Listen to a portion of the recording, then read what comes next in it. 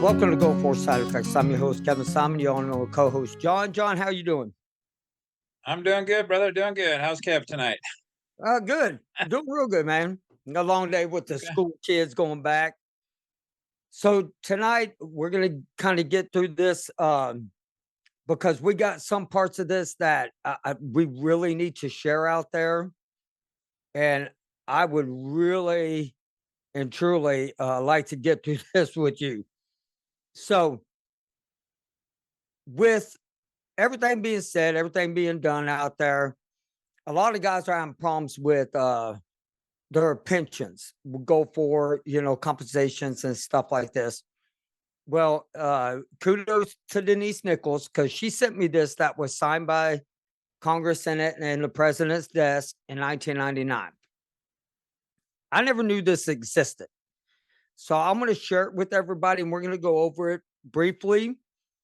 I will put this up on our page because after we're done with this, I kind of want to explain what you need to do with it. And so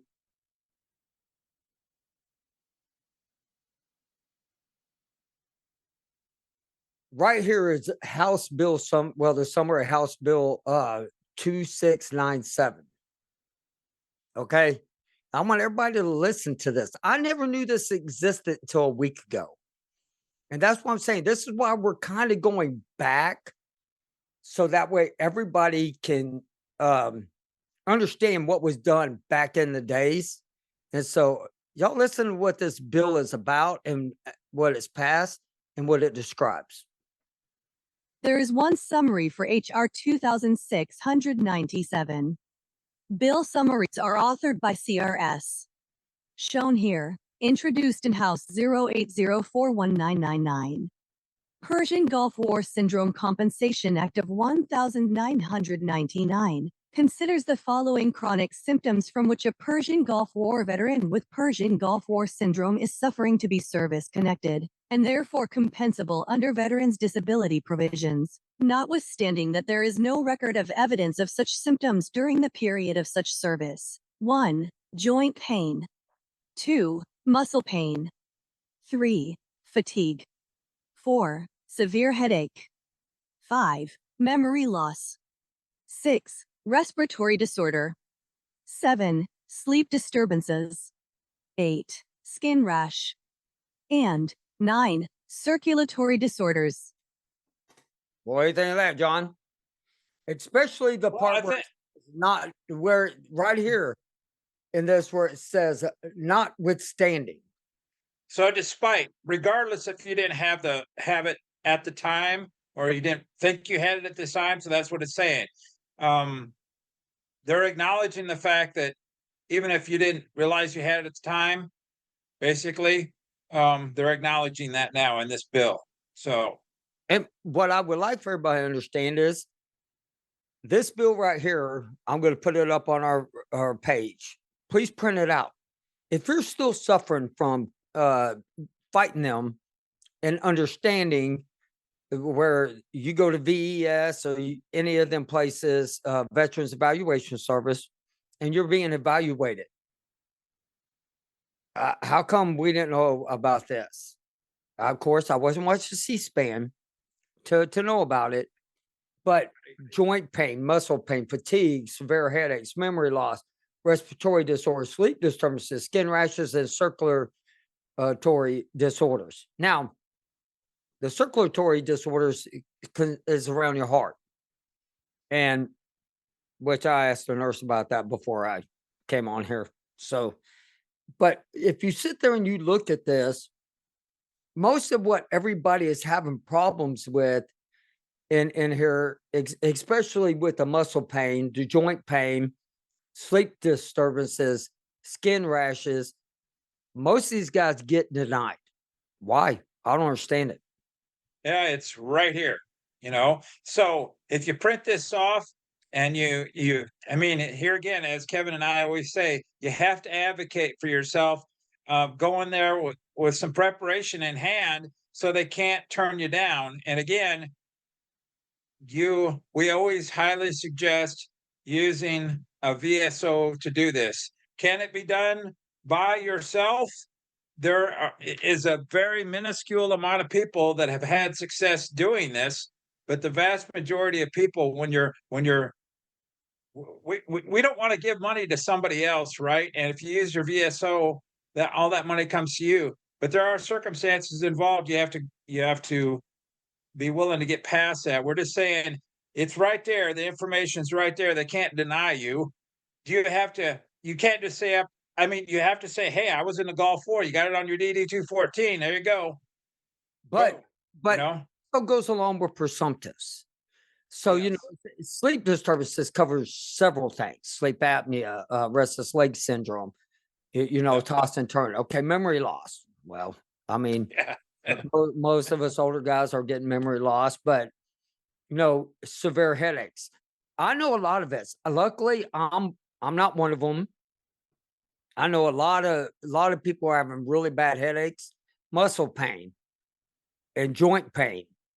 A lot of that it goes in with a fibromyalgia. you know, and it also goes in now in here, which one thing I really didn't see, which I think they should have put in here, was neurological disorders, which that was later on passed a little bit further down.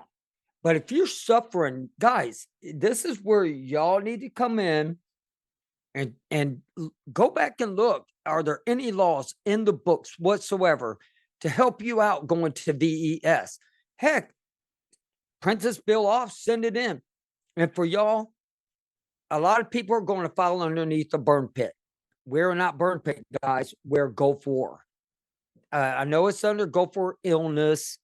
Really and truly, it shouldn't be. It should be a side effect because that's what we have. That's why we named podcast side effects. We got side effects. Everything that we do and we're suffering from are side effects from what happened back then. And I'll always remember when y'all go in and you see these guys and you're talking to your doctors, and that's where we're going to get into next, John. And this right here, I'm telling you right now, this is where what we're about to do right now and what I'm about to play is something that is going to shock each and every single one of y'all. Like I said, I didn't know these old videos of the Gulf War were out there, but I just think we ought to go ahead and get into it because there's one of them that's in here that will absolutely shock y'all. And the first one I'm going to introduce y'all to is Dr. Steele out of Baylor. I tell you what, it's about 8 to 10 minutes long. Please bear with it, but listen to it. And this will literally help y'all, get a more understanding of what we're all going through.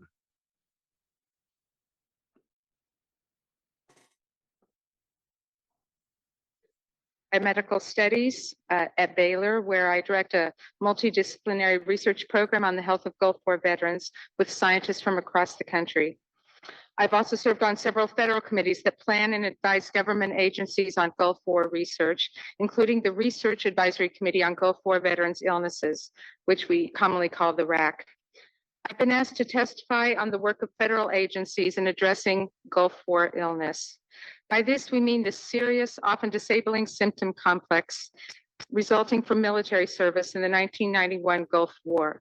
I want to be clear, Gulf War illness refers to a characteristic profile of symptoms: persistent cognitive and neurological problems, widespread pain, respiratory and other concurrent symptoms that are not explained by established medical or psychiatric diagnoses. In recent years, the government has made progress understanding Gulf War illness, but there remain serious problems on a number of fronts at VA, including the need for adequate health care for Gulf War veterans. 22 years after the war, we know Gulf War illness is not a stress-induced or psychiatric disorder. Rates of PTSD, for example, were much lower in the 1991 Gulf War veterans than in veterans from other wars. And studies consistently show that Gulf War illness is not due to war trauma or serving in combat. Rather, studies identify links with a number of hazardous exposures during the war. And there is no disagreement among scientists working in this area that Gulf War illness is a real and serious problem, affecting 25 to 33% of the nearly 700,000 veterans who served in that war. further, few veterans have recovered in the 22 years since the war, unfortunately. This is an incredibly important time for Gulf War illness research. Scientific advances have provided important insights into this problem, its causes, and the biological processes that drive veterans' symptoms. At the same time, results are beginning to come in from treatment studies that show benefits for veterans with Gulf War illness, with more treatment research in the pipeline and more results expected in the near term. After so many years of waiting, there is finally some hope for Gulf War veterans. Hope that they will have answers that are long overdue, and hope that treatments can be found that meaningfully improve their health and their lives. Those of us most involved in this research believe, based on recent progress, that these successes are within sight. But I regret to say that in some sectors within VA, there appears to have been backward movement with actions that seem intended to ignore the science and minimize this condition as a problem. Fundamentally, we have a situation where two federal agencies sponsor very different scientific programs, both ostensibly to address Gulf War health issues. DoD's Gulf War Illness Research Program is managed by the Office of Congressionally Directed Medical Research Programs, or CDMRP. This office has made great strides in a short time with about $34 million in funding over 5 years between 2006 and 2011. This program began in 2006 by defining a mission, establishing priorities, and enlisting the input and guidance of experts in the field and veteran stakeholders. This mission-oriented approach has yielded impressive progress, and the proof is in the results. The highest priority research for Gulf War illness are studies to identify effective treatments. Of the 50 projects approved for CDMRP funding between 2006 and 2011, 18 are treatment-related, 11 clinical studies to assess treatments for ill veterans, and additional research on treatments in animal models of Gulf War illness, a very impressive record. In contrast to DoD's mission-oriented approach, VA has not managed an effective program that achieves targeted priorities for Gulf War veterans. Research programs at VA often run counter to the advice of scientific experts. The proof, again, is in the results. VA has reported spending over $120 million for Gulf War research over the 10 years between 2002 and 2011. This includes a total of just 5 human and animal projects related to treatment for Gulf War illness, 2 focused on stress reduction. So what happened? The devil is often in the details, of course, but there are 2 overarching themes. First, VA has been slow to clearly and accurately acknowledge the Gulf War illness problem. VA continues to provide mixed signals and vague or inaccurate representations concerning the reality and the nature of Gulf War illness. This generic representation of the Gulf War illness problem as a constellation of disparate symptoms that overlap considerably with psychiatric disorders provided the basis for the recent IOM report on treatments, which others on the panel will be talking about. Unfortunately, the misrepresentation of Gulf War illness by VA was amplified in this report. I'm going to stop it right there. Where she's talking about how the VA is misrepresenting, it shows up a little bit later in this video. I didn't want to play all the video because this thing is long, but I'm telling each and every one of y'all that this is Baylor College of Medicine. This is one of the top-notch schools in research around the United States. Yeah, I think it's important. I think it's important to our listeners that you're talking to somebody, a doctor who, is acknowledging that the VA has struggled, and we all struggle. I know myself. I'm about identifying what in the Gulf causes to be like this, and to this day, they acknowledge we have problems, but I think those of us who want an answer to specific, listen to how it's presented, and that's why we're playing this, because there is no exact science behind this. I mean, I mean, according to VA, a little bit later, you're going to be like, your mouth's going to drop. I'm telling y'all, y'all's mouth's going to drop a little bit later in this interview. But let's get back to Dr. Steele's testimony. But we'll hear more about that later. There are many examples, large and small, of VA minimizing the Gulf War illness problem. It is unbelievable, for example, that VA's current national study of Gulf War veterans conducted in 2013 does not even assess Gulf War illness symptoms. This is the largest study of 1991 Gulf War veterans in the US and targets 30,000 veterans. It includes scores of questions in many areas like psychological stress, substance abuse, and alternative medicine, but not the basic symptoms needed to define Gulf War illness by any case definition. This is a wasteful and inexcusable missed opportunity at best, and something akin to scientific malpractice at worst. Further, VA has never established an effective research program to address priority Gulf War health issues. There are two main reasons that I can talk about here, although many countless examples might be provided. First, VA's program has been scientifically ineffective. Despite strong urging from scientific experts, VA did not begin the process of developing a strategic plan for Gulf War research until 20 years after the war. A comprehensive process was finally undertaken in 2011 to develop such a plan with non-government experts and stakeholders from multiple institutions and offices, 9 groups of at least 6 members each, working over many months to craft and review the plan.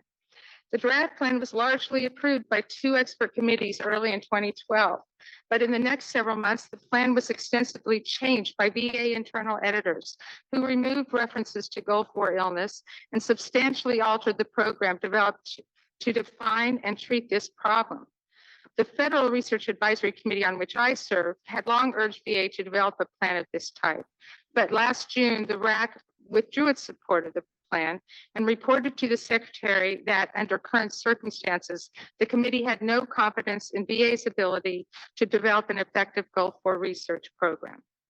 And just one final point, briefly, the other major issue related to VA's Gulf War research program relates to research funding.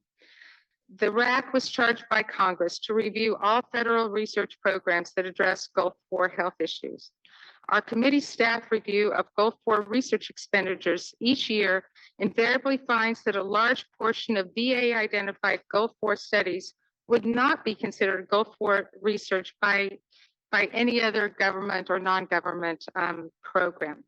This is not a trivial problem. In many years, 60% or more of the millions of dollars identified for Gulf War research is actually used for other types of research, with no link in any important respect to 1991 Gulf War veterans. There are far too many examples to identify here, but they include high-dollar research items like the $10 million used to fund a post-mortem brain tissue bank identified as the Gulf War Biorepository Trust. In reality, this program is a brain bank for veterans with ALS or Lou Gehrig's disease. Despite its name and the $10 million in Gulf War funding used for this program, it neither targets nor studies Gulf War veterans in any important way. As of 2010, only one of the 60 contributors to this brain bank was a Gulf War veteran. So as always, the proof is in the results.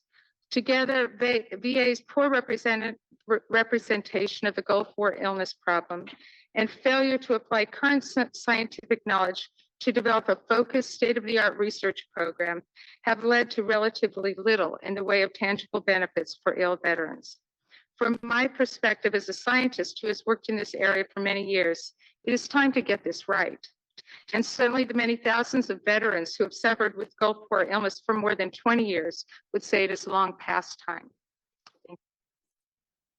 Wow. I like her. She's honest, 100% honest. Yeah, so they have them research the stuff and then they dismiss, what's found. I mean, the bottom line is, as we already know, Uncle Sam, they acknowledge those of us that served in the Gulf War have issues. Are you going to get them to get down to the nitty-gritty specifics? The answer is no. You have to acknowledge that they know there's something wrong with me, treat me, and move on. I mean, No, 110%. I agree with you. 110%. I agree with you. Now, the next video that I'm about to get to, this is actually coming from the Department of Veterans Affairs and basically what they're doing for us. When I heard this, I about came out my seat. I did.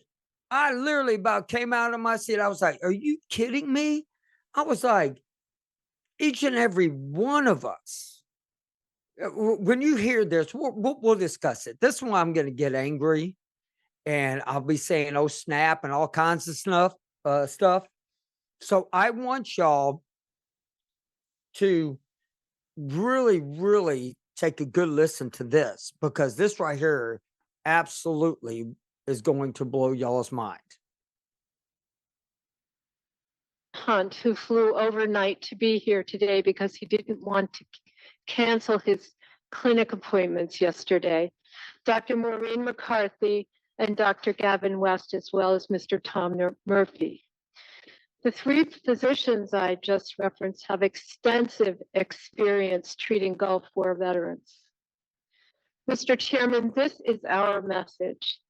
VA has learned a great deal about identifying, diagnosing, and treating Gulf War veterans over the past 22 years. We will continue to improve our abilities to provide world-class healthcare for Gulf War veterans, better educate our healthcare providers, and possibly most of all, in reference to the speakers that preceded me, expand the evidence base for the treatments we provide for these veterans, indeed for all veterans. Let me provide you with a summary of where we are. Now, we agree with Dr. Steele. As you know, a debilitating cluster of medically unexplained symptoms affects many Gulf War veterans. We refer to the illness that these veterans have as chronic multi-symptom illness, or CMI. Our present thinking is that a complex combination of environmental exposures and individual genetic characteristics may be behind this illness. Veterans with CMI, like all veterans enrolled for VA care, receive personalized, proactive, patient-driven care. In addition, VA offers a number of programs and services uniquely designed to meet the needs of Gulf War veterans with CMI. VA links our patient-aligned care teams, or PAC teams, working with Gulf War veterans with specialty care capability that focuses on treating the unique health requirements of these veterans. The program includes teaching aids, referral networks, and other types of collaboration. Frontline clinicians have been educated through a monthly community of practice conference calls, informational messages, pocket cards, and websites.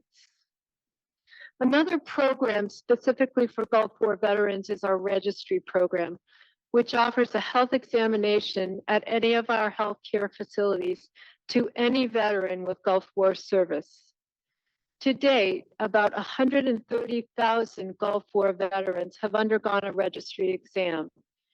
The comprehensive health exam includes an exposure and medical history, laboratory tests, and a physical exam.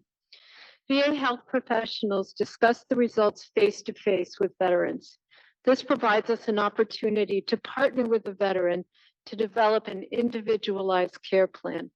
An individual is very important to this discussion.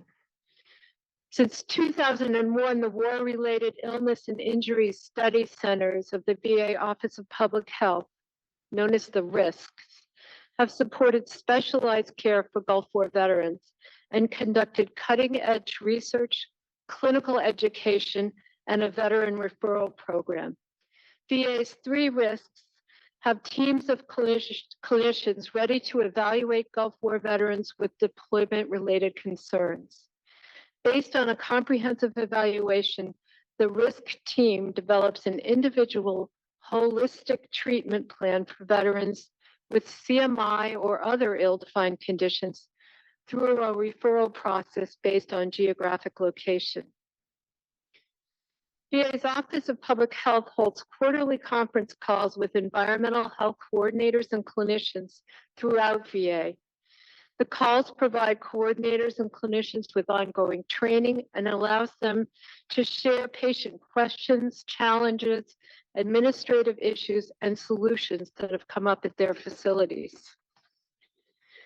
VA recently engaged the Institute of Medicine, as you heard, to convene a committee to comprehensively review, evaluate, and summarize the available scientific and medical literature regarding the best treatments for CMI among Gulf War veterans. The report, as you heard, was released on January 23rd.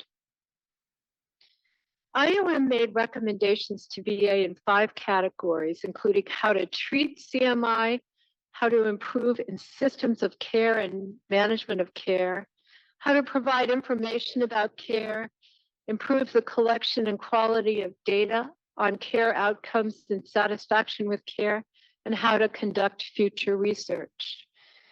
VA is already taking actions, and these include a program to provide every service member with a healthcare assessment upon separation from service, improvements in systems of care and management of CMI in Gulf War veterans, including the use of clinical reminders and streamlined consults for specialty care, and the innovative PACT program I described earlier that integrates and coordinates personalized care for Gulf War veterans. We are improving communication among VA health providers and between them and the patients they care for. We are modifying our patient satisfaction measurement tools and training our staff to better recognize CMI. We are also developing a champions program and webinars on this subject and taking steps to strengthen our research protocols. Mr. Chairman, we appreciate the opportunity to discuss with you this important issue. We are proud to continue evaluation and treatment for the 700,000 deserving men and women who served in Operations Desert Shield and Desert Storm. Okay, so I want to pause it there before it keeps going on. So all of y'all heard that. I have never once been to any of my specialists, even my primary care physicians. None of them even know about Gulf War. I don't know where she gets her information from, but apparently she's only talked to one doctor. And that one doctor maybe. I don't get it. There was a lot of information there that said nothing. A lot of, we provide this and we provide that. But they don't. That was just talking points about they're doing this and they're doing that. But the bottom line is, I don't, that spiel to this point, it says they're doing it's just talk. And that's well, think about it. This was 22 years after the war, right? Yeah. So now we're 30 years after the war, 30 plus. Think about that. We're 10 years later after this testimony. And that is the biggest crock of crap I've ever heard out of anybody's mouth. Yeah. You're basically listening to a VA spokesperson who's telling you kind of, we've done all these, we've organized all this stuff, but she right. Physicians are doing environmental studies on this guy, these guys and gals, and they're doing this and this. But I'm going to move on because it gets a little bit more interesting, I think. So here we go. Ready? My colleagues and I are prepared to answer your questions. Thank you. Thank you, Dr. Davey. Is Gulf War illness a psychological condition? Gulf War illness is not a psychological condition. Gulf War illness is a group of chronic multiple symptoms We do not believe that it's psychological. Dr. Hunt, I understand you made a presentation to the IOM treatment committee on the topic, quote, VA approaches to the management of chronic multi-symptom illness in Gulf War I veterans, unquote.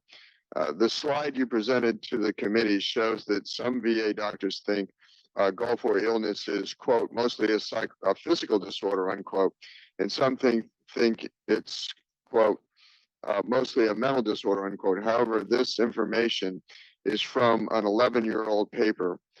The current VA treatment guidelines revised in 2011 state, quote, that chronic multi-symptom illness is real and cannot be reliably ascribed to any known psychiatric disorder, unquote.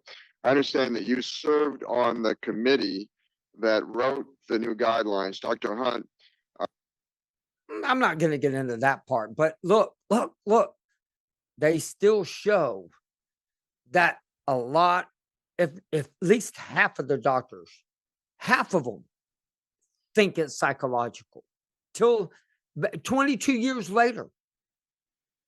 Yeah, and it's clearly, I mean, we all know it's not psychological. I know at the beginning, that's what it was, all PTSD. Well, y'all really don't, now it's all in your head.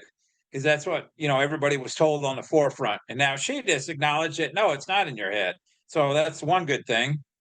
No, right. And on top of all this, what everybody really needs to take a look at, as far as why I'm bringing the past up, because this is the only way we're going to move forward. Because most of us did not see this. Most of us did not have a clue any of this ever existed. I'm sorry. In my 30s, I was still not watching C-SPAN. I was busy. I worked, I had kids. I mean, heck, I was busy. And I mean, great for all. I mean, which we all should give thanks to each and every person that has ever stood up for us back then, fighting for us. But this goes back to the Vietnam guys. They waited 30 years to acknowledge when at least over half of the Vietnam guys are dead. It is true, 110%, and they still didn't acknowledge it till about, it's been 50 years now.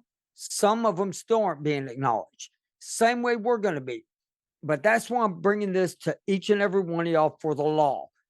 With the law that sits out there that I showed y'all in the very beginning, and it's passed and it's done, there should have been no second guessing. They should have been right on this crap right afterwards. And now, but here we are 30 years later, suffering. In 1999 to 2000, they should have been I mean, take that. That's what, 9 years after the war. 22 years, they still don't have nothing. 30 years, they still don't have nothing. But the researchers are doing good, at least being able for us to at least be able to comfort what's going on with some of these guys' bodies. A lot of people have it worse than what I do. A lot of people have it worse than what John does. Take Wade, for instance. Wade, I'm throwing you under the bus. Love you, buddy, but I'm going to. Wade is the only veteran I have met that singly changed his entire life around. He admitted it, and he'll tell you flat out. He went from drinking alcohol. I mean, he had cancer. He drank alcohol, all these problems. And the only way he mastered was alcohol. Well, he almost damn near died from it. So take a lesson from that, everybody. Y'all want these guys to beat you? Don't do what Wade did. If you want to beat them, do what Wade did. He turned his life around. He quit drinking, poured every alcohol. He called me. We talked for a long time. He quit drinking. They gave him 6 months to a year to live. He's like, bull crap. What I'm going to end up doing is I'm going to change it. He started doing researching. He started changing his diet. He started nutrition, everything. Changed his life around. I'm not one to speak. I still go through McDonald's drive-through. I'll be honest with y'all. Hope my wife doesn't hear this. I'm going to get in trouble. I just went the other day. I need to stop it. I need to start cooking better. I need to start eating better. And, you know, holistic is the way to go. Yeah, I mean, Wade put himself through a lot, but he's done phenomenal for himself. He knew what he needed to do, and he's come a long ways. And I'm glad the brother's he's doing good. He's doing the research to help his grandkids and his kids, and that we know that we need to do the same. That's it. That's right. It isn't about us. It's about our kids and grandkids. I mean, Yeah. Statistically, over 50% of our kids have POTS, EDS, unexplained bleeding, and what they call that, you know, multi-chronic syndrome crap they talk about. Guys, this, I'm going to say it to each and every one of y'all the only way I can say it. They know what happened to us over there. They don't care what happened to us over there. They want to weaken us down. And I mean, they'd rather pay you off than to fix you. Right there should tell you something. And if we can provide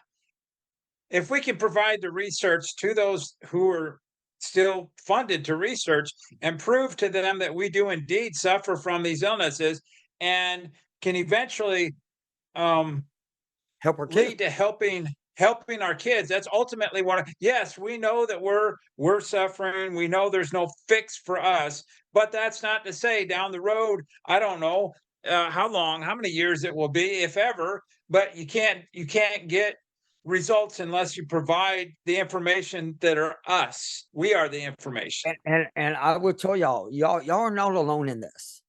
There's more than 25-30% of Gulf War veterans suffering. I would probably say it's probably more like 60% to 80%, because most of them guys have gave up on the VA. A lot of them have passed away. A lot of them, you know, don't believe in this. And sometimes it's hard for me to believe in this. Sometimes it is. If I was a outsider looking in, I would be like, well, I don't quite understand what all happened to them, what all they went through.